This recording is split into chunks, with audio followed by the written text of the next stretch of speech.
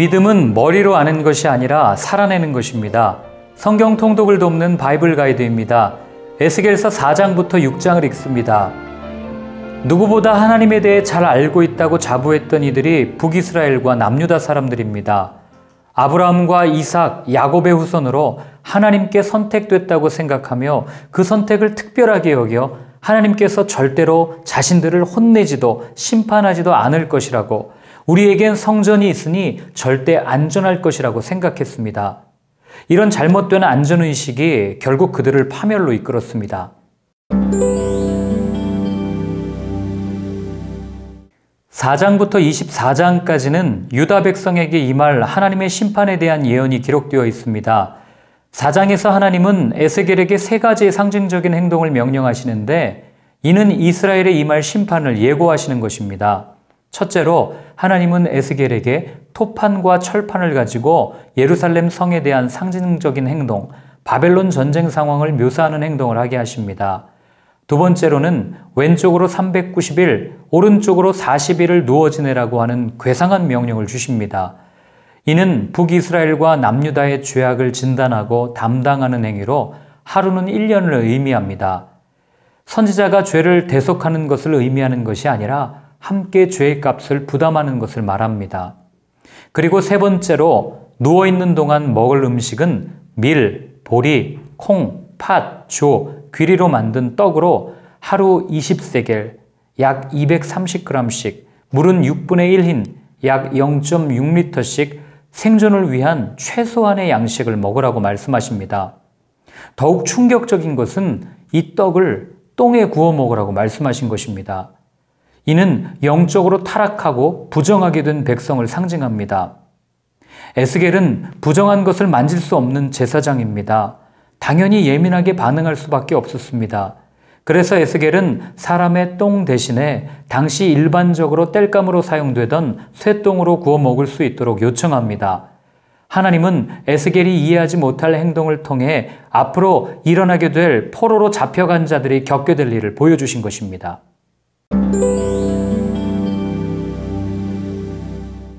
4장의 세 가지 행동에 이어 하나님께서는 에스겔이 해야 할 네 번째 행동을 말씀하십니다. 날카로운 칼을 가져다가 머리털과 수염을 잘라 3분의 1은 성읍 안에서 불사르고 3분의 1은 성읍 사방에서 칼로 치고 3분의 1은 바람에 흩으라는 것입니다.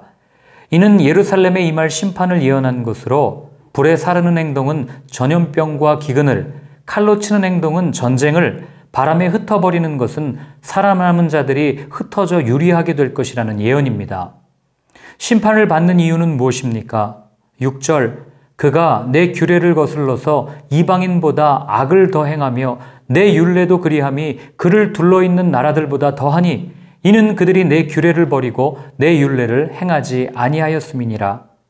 결국 그들은 이방인들이 보는 앞에서 벌을 받게 될 것입니다.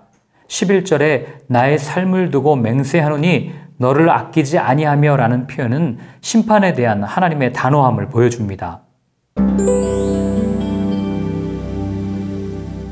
5장에 이어 유다의 멸망 원인이 보다 구체적으로 언급되어 있습니다.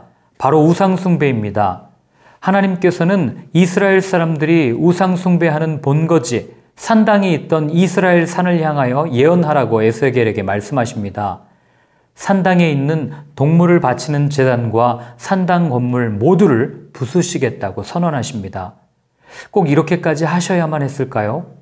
7절에 그 이유가 나옵니다. 또 너희가 죽임을 당하여 엎드러지게 하여 내가 여호와인 줄을 너희가 알게 하려 함이라. 하나님께서는 징벌을 내리셔서라도 백성들이 잘못을 깨닫고 돌아오길 원하신 겁니다. 왜냐하면 하나님을 바로 알 때에만 진정한 의미에서 자유롭고 사람답게 살 수 있기 때문입니다. 그래서 호세아 선지자는 하나님을 힘써 알자고 외쳤던 것입니다. 하나님은 심판을 말씀하시는 중에도 긍휼을 잊지 않으십니다. 반드시 살아남은 자가 있게 해서 하나님이 누구신지를 알게 하겠다고 하십니다. 이어 또다시 에스겔에게 쉽게 이해하지 못할 행동, 손뼉을 치고 발을 구르며 선포하게 하십니다. 어떤 선포입니까? 먼 데 있는 자는 전염병에 죽고 가까운 데 있는 자는 칼에 엎드려지고 남아있어 에워싸인 자는 기근에 죽는다는 심판의 메시지입니다.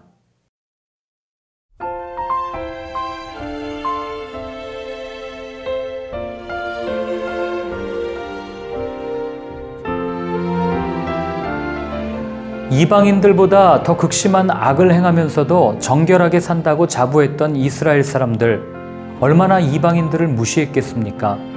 율법을 지키며 거룩하게 산다고 생각했지만 정작 율법에 포함된 하나님의 마음을 무시했던 그들은 결국 부정함에 노출되어 율법을 어길 수밖에 없는 상황에 처합니다. 오늘날 그리스도인들에게도 이와 비슷한 양상이 나타납니다.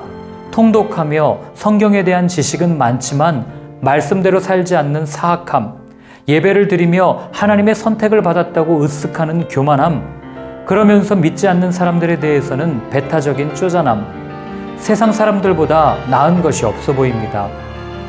그리스도인이라는 자긍심은 필요하지만 자만심은 버려야 합니다. 매주 예배를 드린다고 해서 다른 이보다 우월하다는 어리석은 생각을 버리십시오.